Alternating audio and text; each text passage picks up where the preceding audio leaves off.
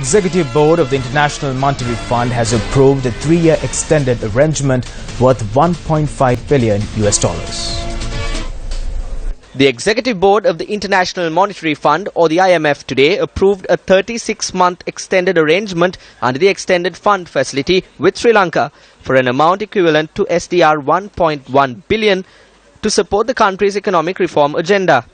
The currency value of the SDR, or a special drawing right, is determined by summing the values in US dollars based on market exchange rates for a basket of major currencies. The value of the extended arrangement is equivalent to approximately $1.5 billion or 221 billion 85 million Sri Lankan rupees. The extended facility this time around is 185% of the quota. The IMF arrangement aims to meet balance of payments needs arising from deteriorating external environments and pressures that may persist until macroeconomic policies can be adjusted. It is also expected to catalyze an additional $650 million in other multilateral and bilateral loans, bringing the total support to about $2.2 billion.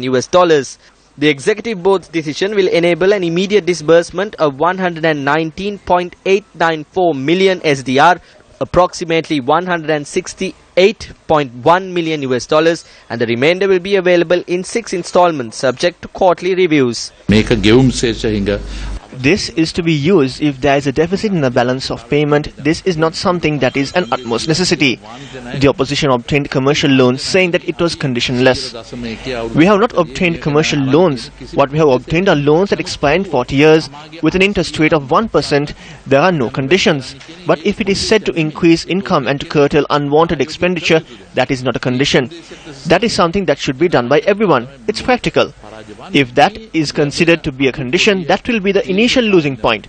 All I have to say is that this will help the long-term debt repayment because of the low interest rates. If we use this for capital expenditure, we are faced with an interest rate that is less than 2% in 40 years. The first 10 years is usually interest-free, and we will have to repay the debt and the interest in 30 years after that.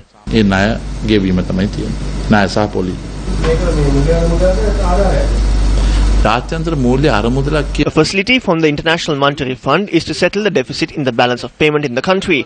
You cannot construct houses with this. This facility is there to support the reserves. We did not do this by subjugating ourselves to conditions. That is why it took a long time. We made this flexible the way we wanted it and then obtained it. To create an economy within which we can stand on both our feet.